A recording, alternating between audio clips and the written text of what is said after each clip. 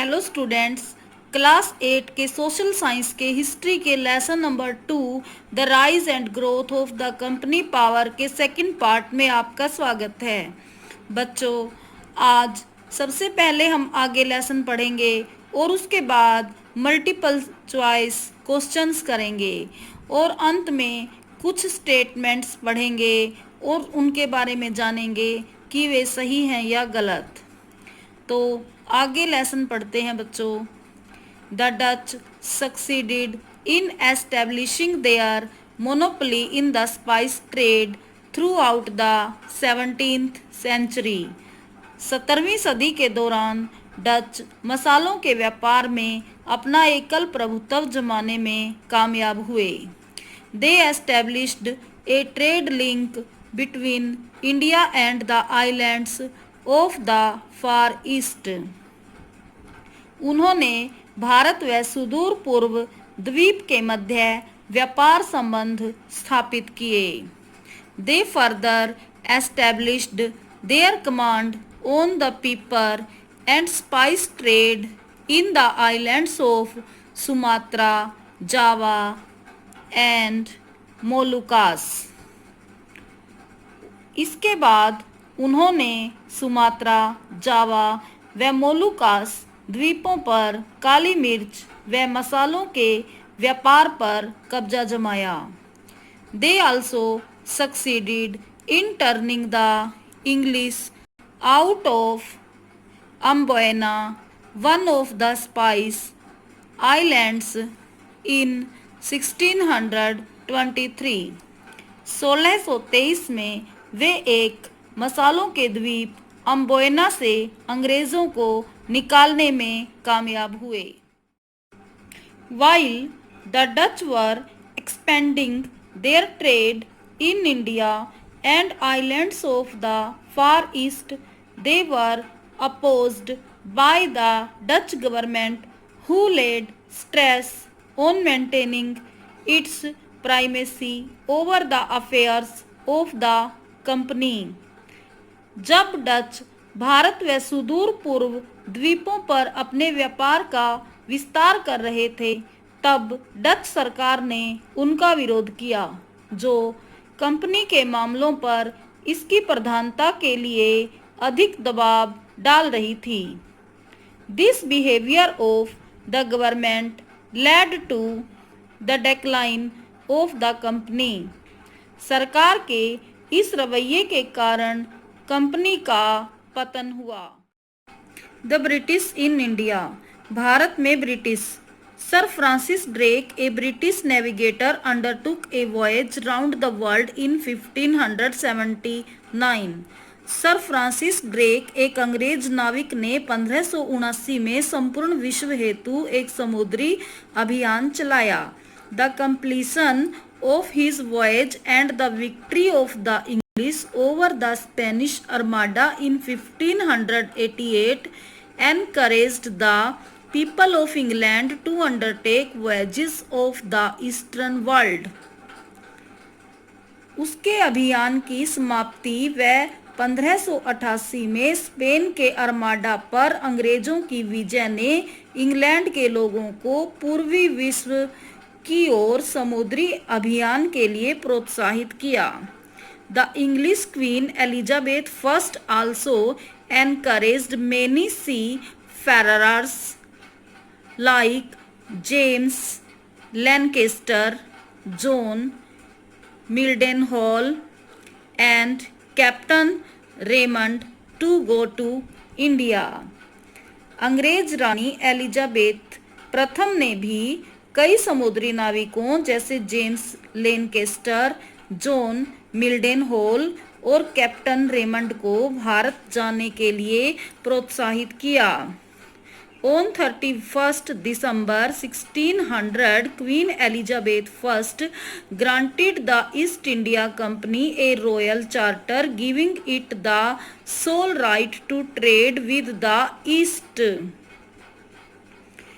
31 दिसंबर 1600 में रानी Elizabeth first ने ईस्ट इंडिया कंपनी को पूर्व में व्यापार करने के लिए एक शाही चार्टर प्रदान किया।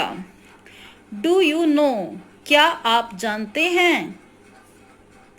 The East India Company initially started in the name of the Governor and Company of Merchants of London trading into the East Indies. East India company शुरुआत में the governor and company of merchants of London trading into the east Indies के नाम से शुरू हुई। A royal charter clearly meant that no other trading group in England could now compete with the East India Company. Shahi charter का मतलब था कि England का कोई अन्य व्यापारिक समूह ईस्ट इंडिया कंपनी के साथ प्रतिस्पर्धा नहीं कर सकता। The company now had the right to undertake voyages to new and unknown markets from where it could buy goods at a cheaper price and sell them back in Europe at higher prices. अब company को नए व अनजान बाजारों जहां से वे कम कीमत में वस्तुएं खरीद सकते थे वह यूरोप में ऊंची कीमतों में बेच सकते थे को खोजने हेतु नए अभियान चलाने के अधिकार मिल गए। The East India company undertook its early voyages to Sumatra, Java and the Moluccas.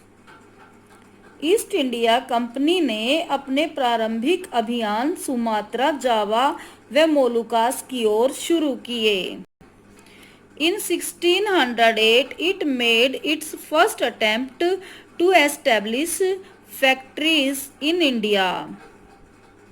1608 में इसने भारत में पहली फैक्ट्री स्थापित करने का प्रयास किया। In 1613, the Mughal Emperor Jahangir issued a Farman permitting the English to establish a factory permanently at सूरत। 1613 में मुगल बादशाह जहांगीर ने अंग्रेजों को सूरत में स्थायी रूप से फैक्ट्री स्थापित करने का अधिकार दे दिया।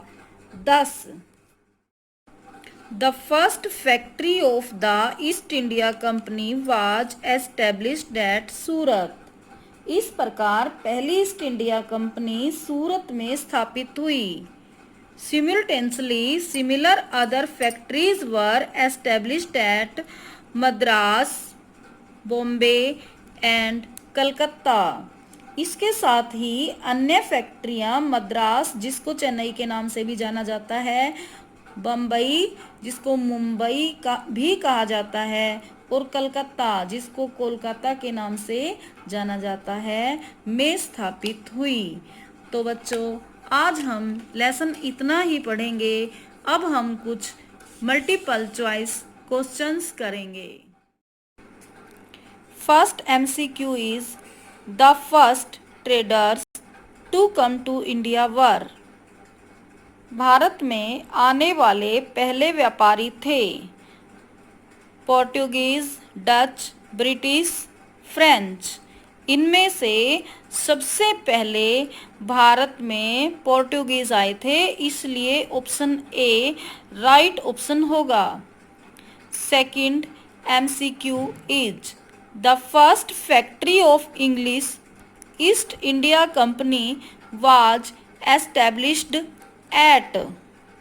ब्रिटिश ईस्ट इंडिया कंपनी की पहली फैक्ट्री स्थापित हुई कहाँ पर? सूरत में, इसलिए ऑप्शन सी राइट ऑप्शन होगा। ब्रिटिश ईस्ट इंडिया कंपनी की पहली फैक्ट्री सूरत में स्थापित की गई थी। Third MCQ is the battle of Plassey took place in. Plassey का युद्ध हुआ 1757 में। प्लासी की लड़ाई 1757 में हुई थी, इसलिए ऑप्शन बी राइट ऑप्शन होगा। Fourth MCQ is the capital of Tipu Sultan was. Tipu Sultan की राजधानी थी। टीपू सुल्तान की राजधानी थी श्रीरंगपट्टम, इसलिए ऑप्शन डी राइट ऑप्शन होगा। Fifth MCQ is the dual system of administration was practised in. प्रशासन का द्वैत शासन लागू किया गया। कहाँ पर लागू किया गया? बंगाल में, इसलिए ऑप्शन बी राइट ऑप्शन होगा। अब हम कुछ स्टेटमेंट्स देखेंगे कि वो सही हैं या गलत। First statement is the Carnatic wars took place between the English and the French. Karnataka युद्ध अंग्रेज और फ्रांसीसियों के बीच लड़े गए। ये सही बात है, इसलिए इस स्टेटमेंट के लिए आएगा true. Second statement is Vasco da Gama discovered the sea route to India. Vasco da Gama ने भारत का समुद्री रास्ता खोजा। ये स्टेटमेंट भी सही है, इसलिए इसका आएगा true. Third statement is the charter act of 1793 ended companies monopoly in trade. 1793 के चार्टर एक्ट के साथ कंपनी का व्यापार में एकाधिकार समाप्त हो गया।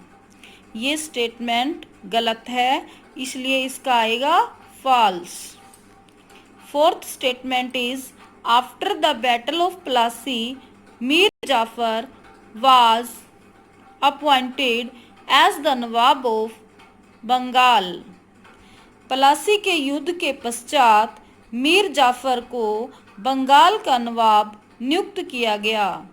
ये सही बात है, इसलिए इस स्टेटमेंट के लिए आएगा true. Fifth statement is judicial reforms were introduced by Lord Cornwallis. Lord Cornwallis द्वारा न्यायिक सुधार किए गए। ये स्टेटमेंट गलत है, इसलिए इसका आंसर होगा फॉल्स। बच्चों, आज हम इतना ही करते हैं। Thank you. Have a nice day.